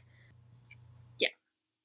And I'm pretty sure that he's going to let him go home and get some rest, and then when he comes back for the next shift, he'll be back in the rig with the rest of the team. But he hasn't communicated that to Buck. He doesn't say that. Yeah. He's just like, I know you've only been at work for 12 hours, but get the fuck out of here. Go home. I'm done with you. But yeah, I do love that Bobby's like, I don't want to overtax you first week back, and Buck's just like, I stood behind a table and got bullied by children. Yeah. Bobby's like, so you earned a few hours off. Good work today. Yeah. Doesn't really quite understand him. No, he's a bit upset, but he leaves, stops to get petrol on the way home. Funnily enough, it's a branded petrol station this time. It's not the gas and sip. I think it's actually a Shell station. Right, yeah. And I'm wondering if it's because nothing actually bad happens at the petrol station. So they're allowed to put a name on it. So they're allowed to put a name on it? Yeah. He's heading in. So I don't know if it's all like gas stations over there where you have to pay first. But he doesn't even pull up to the gas. pump. He pulls up in the parking spots in front of the store. Okay. So maybe he's maybe just going just in. grabbing a slushie or something. Yeah. Yeah. Well, he was expecting to get dinner with the rest of the team, and now he's just like, well, I guess I'll pick up some noodles on the way home. Zap a burrito or something. Yeah. But the lady with the guy in her windshield coincidentally enough is at the same petrol station. Yeah. So this dude's been stuck in the windscreen for the entire day. Yes. And night. Yes. And he is like, Buck sees him and he thinks it's a Halloween decoration at first, but then he sees the guy move. So the guy's still alive. Yes. And he goes to run after straight the up car. he's kicking the bonnet of the car at this point. Like, the poor guy. Yeah. So Buck tries to get the woman to stop. She drives off. He chases after her, and then manages to twist his limbs back in the opposite direction. He does the buck run that I love so much, where all four limbs go in like different directions but somehow propel him forward. And then reverse, and he runs back to his Jeep and just chases after her. I'm saying Jeep, I don't even know if it is an actual Jeep. It's some kind of four-wheel drive sports utility vehicle. I'm pretty sure it's a Jeep. It does look like a Jeep. Okay. Yeah, it's a specific part of his character is that he has a Jeep. I know somebody on some social media platform has actually tracked all of the different vehicles that Buck's driven. It's a big trucky kind of thing. And as he's driving, he calls 911 to report that there is a man in a windshield. In the windshield of a gold four-door sedan. And the dispatcher's like, wait, we heard about that yesterday. That's a thing? That's actually real? Buck's like, yeah, it's definitely real. And I think he's still alive. Yeah, so if they had the report about it yesterday, yeah, that means that this guy's been in the car for 2 days. I'm shocked that the guy's still alive, honestly. I mean, it's a TV show. But yes, like, it yeah. Or at least hasn't come to enough to, like, tell the lady off for not... Yeah. Like, I don't know. It's like, can you help bitch, me? pull Like, over. What are you doing here? I'm stuck in this... Like, anyway. Yeah, Buck pulls... Oh, like, he yells at the lady to pull over out the window. And then he kind of pulls in front of her, so she's forced to stop. It's the most controlled, gentle, cutting off car scene that I've ever seen. Yeah. Which is probably because they've got the actors actually driving the cars, or something's going on. They didn't want to risk them by actually having Oliver slam on the brakes in front of her and have her slam on the brakes as well. But just the fact that... So the driver, who's still got this massive, like, lump on her head, gets out and just starts berating him for his driving. Yep. You're a horrible driver. You're right in my way. And Buck's like, ma'am, I'm a firefighter. And she goes, well, your costume sucks. Yeah, because he's in civvies. Like, he's off duty at this point. But yeah, he grabs a torch because clearly he's just got one of those in his car. Because it looks like the proper, like, pupil torch as well. It does look like that. But her pupils don't respond. But see, I don't know. maybe I've been trained by Grey's Anatomy too much. I was expecting if she had a massive brain bleed that one of the pupils should have been blown wide open. But they seem to react normally to the lights. Nah, No? because I checked. Nah, they just stay the same. I was waiting for you to watch this so you could tell me if I was wrong or not. Yeah. So generally, if you shine a bright light into someone's They eyes, should narrow. The pupil will like pinprick, Yeah. but they just stay the same. Okay. So there's clearly something. Something's wrong, but it's not as Something's wrong. Grey's Anatomy did me dirty there. And he asks if she hurt herself, and she's like, "What do you mean?" But then windshield But the guy, poor windshield guys, yeah. he wakes up at this point, and Buck's like, "Okay, this woman, there's something going on with her, but he is the windshield guy's the bigger priority." So he tells, Yeah, like he's in a windshield. yeah, he tells the driver just to stay where she is, and he gets into the car. And I'm not entirely sure what happens here, but it's like he reaches for the guy or he puts his hand on the windshield, but he cuts himself on the windshield before he tells the windshield guy. These guys never get names, by the way. I know we're calling it like driver lady and windshield guy through this entire episode. That's because we never get names for them. Okay. Yeah, they're just windshield guy and Yeah. driver lady. So he tells the windshield guy that he is LAFD and that help is on the way, and the 121 are dispatched to this scene. And we see them that they've got windshield guy. They have managed to extract him from the windshield. They've got him on a stretcher. They're taking him off to hospital. But one of the paramedics looks at Buck and says, "Do you want us to check you out?" Yeah, and Buck's like, no, I'm all right.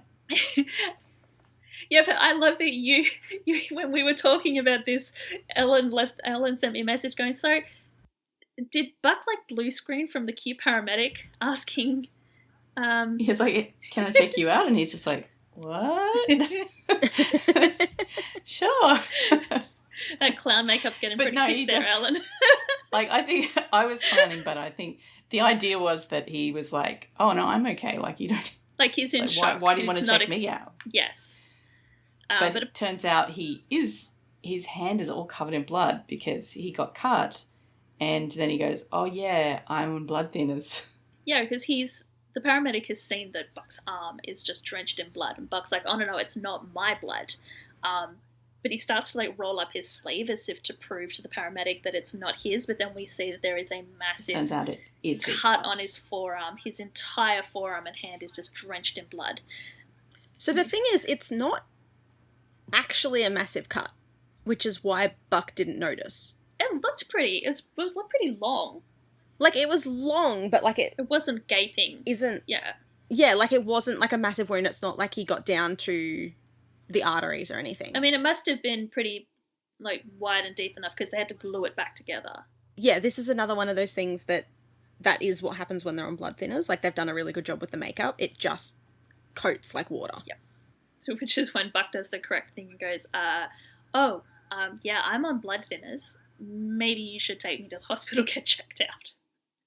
And at which point I'm screaming at the TV like, this is what Bobby has been talking about for the last couple of episodes, you idiot. This is why like, you you are get it not now? allowed out on calls. Because you didn't do anything dangerous, and yet it looks like you're about to faint from blood loss.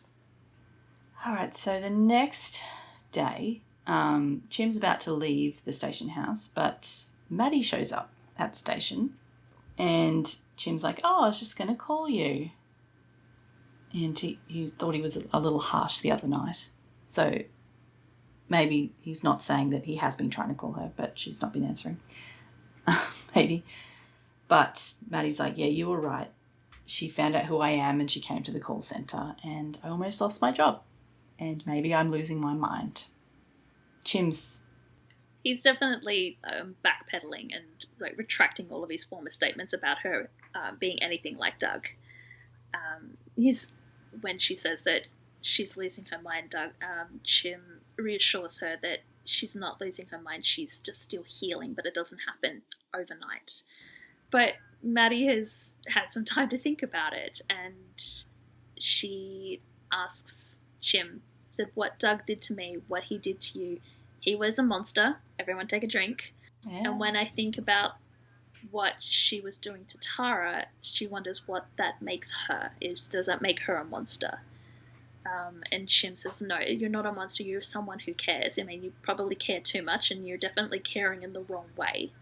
But you saw someone in trouble, and you tried to help her. Yeah, and she thought she could convince her to get herself out before she'd have to save herself the way that Maddie did.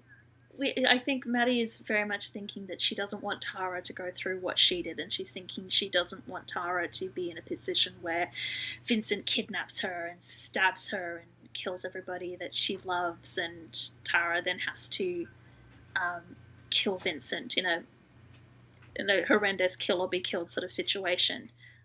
Whereas Chim trying to put a more positive spin on it and saying that 12-hour road trip. Chim's putting a more positive spin on it and going, you didn't want Tara to have to try and save herself. Maddie admits, says again, maybe I'm a little bit crazy, and Chim changes the subject and goes, no, you want to hear something really crazy? I see crows. And Maddie's laughing, and she's like, oh, like the one on the ambulance? And Chim's like, no, I'm serious. I keep seeing these birds. And Maddie's like, no, there's one on the ambulance right now. And Chim is thrilled that somebody else is seeing. So either Maddie is joining in his delusion, or there is actually a crow on the ambulance. Are you saying the evil spirit revealed itself to Maddie as well? Yes. But it's maybe not such an evil spirit, because it has brought Chim a gift. It has something in its mouth. It drops it on the ground and then flies away, and Chim goes to pick it up, and it's the name badge that he dropped back at the Harvest Festival. Yeah. I mean, this is a real thing that crows do. Like, if you feed them if you feed them enough and they recognize you and they trust you, they will bring you payment for the feeding. I think it was it Kim Rhodes? Like, someone recently... Kim is obsessed with crows. She loves crows, and she was trying to get in with the local murder, basically. Yes. To get them to trust her. I don't know if she succeeded before she turned her attention to goats, but yeah, there was very definite she was trying to get in with the local crows. So they would bring her things. I don't know. So they would bring her things, but she definitely wanted to be friendly with them. Talk to her and be friendly. Yeah. Yeah. Crows are so cool and they're so smart, but I don't know if either of you have heard a crow when they learn to talk. Actually, well, they're not crows, but this guy has been showing up on my TikTok who has some ravens who can talk. It's probably the same sort of voice. They're the same sort of shape. It's the deepest, most evil voice I've ever heard. And it's pretty much like, hello. And it's like, Jesus Christ, I'm sorry. One of these ravens, I don't know how it learned it, but it says tickle. But it's like, oh, tickle, tickle. The world's most evil tickle me Elmo. Oh my God. It's so scary. Like, oh my God, it's terrifying. We were at a campsite one time out in the middle of nowhere. I think it was somewhere near Mount Warning or somewhere away from civilization. But this campground had a cockatoo in a aviary, and it could talk. But all it said was hello and a few other things. But in the middle of the night, if you were anywhere outside of the thing and you hear this, hello, like this. But yeah, it was weird. We've got two birds that can both talk. One of them doesn't talk much. He just says his name and hello, cocky. But the other one, he chats a lot, but he does most of it's nonsense. He'll say what you're doing, but then he'll be like, he's real interested in whatever you're doing. Oh, he has a conversation with you. Yeah, that's so you can fully chat to him. He says more to my mum than he does to me. But I've been feeding him toast every morning, and so now when I go over to the cage, he actually comes up to me. So I think we're becoming friends. I used to live with a girl who had an Indian ringneck parrot. Yeah, same sort of bird. Yeah, and he could talk, and he would hop over to you and go, and because if we would be eating and we'd offer him some and say, want some? So he would then come over and say, want some? Want some? Oh, that's so cute. It was really cute until he like bit my finger really hard, and now I still have a scar from it. Oh, wow. Oh, yeah, you can. No. I was putting because I get him like seed blocks from work, because again, I've been trying to win him over. But now he isn't so scared of me anymore, so when I try and open the cage to put the seed block in, he just stands in the middle and watches me. And I'm like, can you please move, because I don't want you to bite me? And I know he just wants the seed block, but I'm just like, no, I don't want to put my hand in. Vicious if they actually get you. Yeah, like your beak is big. Yes. Whereas the cockatoo, who's actually a bigger bird with a bigger beak, I will literally just pat his head, no problem, and hand him food and don't have an issue, because I know that he trusts me. Yes. Whereas the other one's still a bit flighty with me, so I'm like, yeah, nah, don't trust you. Yeah. But yeah, he also laughs when he drinks. It's so weird. Okay. So whenever we sit down to eat dinner, he will go over and have a drink and laugh. So we'll be eating dinner and you just hear, it's like, oh, Jesus Christ, he's having a drink again. Bizarre. Birds are creepy, but I love them so much. But yeah, literally trying to win him over with toast at the moment, and it's working so far. You tried a muesli bar? Oh, I should probably get a muesli. No. I mean, that's pretty much what the seed bells are. Yeah. Anyway, yes. Long tangent. But, yeah, be nice to birds. Yes. Back to Chim's the episode. a bit frustrated. Yeah. I love Chim's response. He's a bit concerned. Well, he starts off, he's thrilled. He's like, I'll be damned, he brought me back my name badge. And then his face just drops. And he's super serious and like, except now he knows my name. Because apparently the bird can read as well. Yeah. Okay, so concerned dad Bobby is going to the hospital to find out if Buck's okay. But and he why? asks for... Why is concerned dad Bobby at the hospital looking for Buck? Because when Bobby walks in and asks for Buck, Buck's head pops out from the waiting room. And he looks very confused. So he hasn't called Bobby. Yeah, how did Bobby find out? So how did Bobby find out? Did something... Unless one of the paramedic who treated Buck earlier That's the only thing I can think. It's like, because when Chim got in his accident, the crew that was dispatched to that scene called Bobby and went, hey, we've got one of your guys in a car. So I'm wondering whether someone at the 121 recognised Buck when they started doing the paperwork, when they picked him up and went, shit, that's the kid from the 118 that tried to sue everybody. We should probably let his captain know what's been going on. And so that's why Bobby is suddenly down at the hospital, because I don't think they admitted Buck. So the flag in the system that Bobby's got on everybody being admitted to the hospital hasn't been triggered. Because, yes, I 100% believe that Bobby has paid somebody off in the hospitals, that if any of the 118 get admitted for any reason, he is immediately notified. Mm-hmm. That's my headcanon. So, yeah, the only thing I can think is that the 121 called him and went, hey, we just took Buckley into the hospital. Yeah, that makes sense. So he's finished his shift and he's just bolted for the hospital, much to Buck's confusion. Yeah, he's like, are you okay? They said you were injured. But he just got some shallow cuts and they sealed the wounds up. But they thought that he should get a checkup. That's why he's in the emergency room. Yeah, the only reason that he's still there is because he was giving the police his statement. Mm-hmm.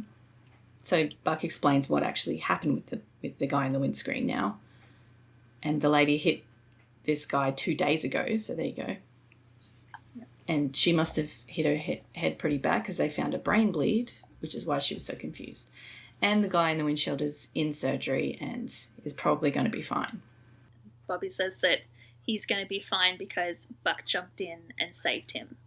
And sort of throws in a slightly accusatory, like, it didn't even occur to you to worry about yourself. And Buck's like, yeah, I know, I didn't think, I just rushed in like I always do. He talks about, it's really interesting that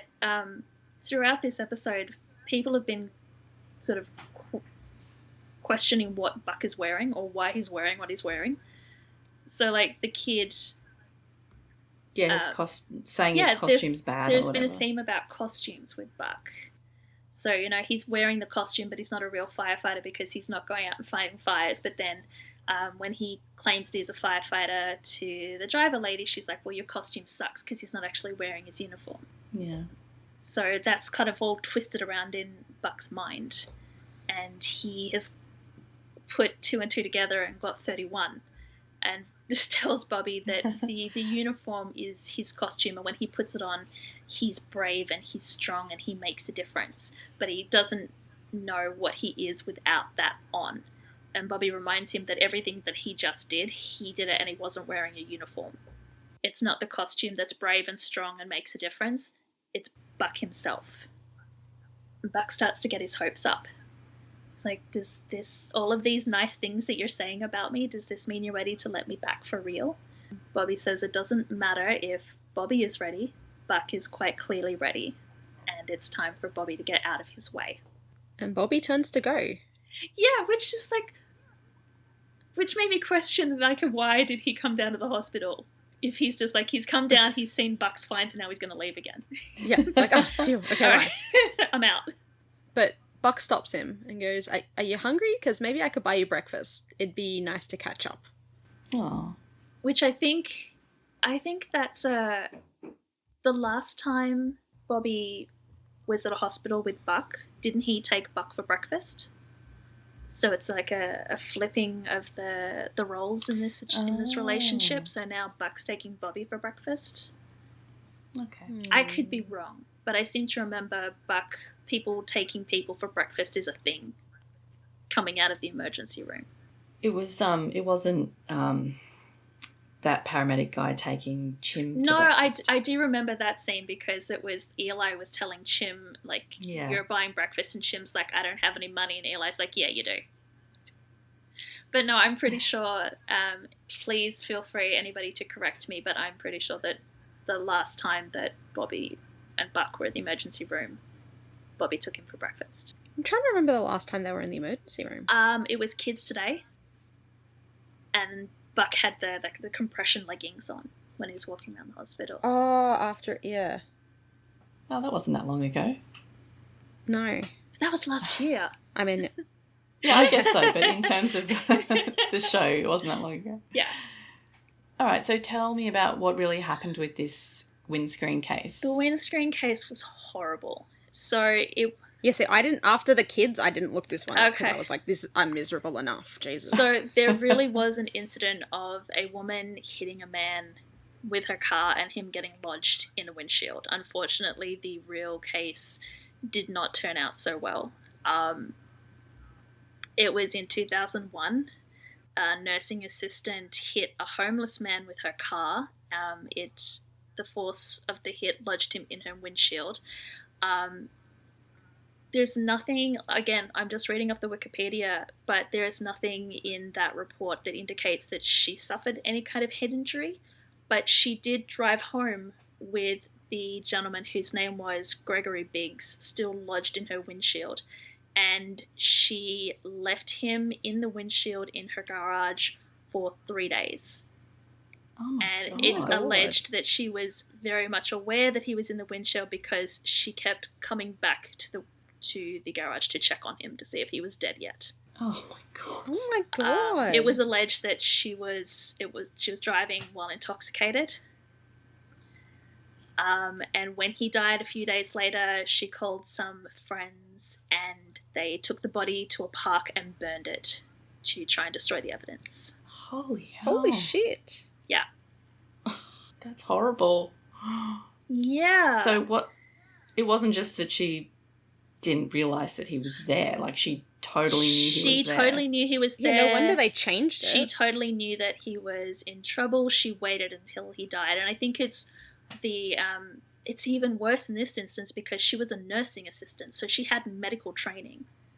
Oh. So even if she didn't want to call 911, she perhaps could have done something to him to help him. But she chose to just wait until he died and then try to dispose of his body. Oh my God. That's So really twisted. messed up. Yeah. Yeah. So yeah, I think that's very strongly why they gave the driver in the episode a massive head injury, because then you can explain everything that happened on the fact that she was just not thinking correctly, because like she was completely unable to comprehend what was going on because of the brain injury, rather than have her being carelessly going home and leaving him in the windshield and driving around with him in the windshield, knowing that he was there, knowing that he was dying, and choosing not to do anything about it. Yeah, that would have been dark for... Yeah, I was going to say it also allowed them to have a much happier ending to this episode as well, because they left on a note where everyone was going to live. Yes, well, in the woman's trial, it was put into evidence that if he had received medical attention, he would have survived. Oh, fuck. She is currently in prison, and she is going to be eligible for parole in about 2 years. Okay.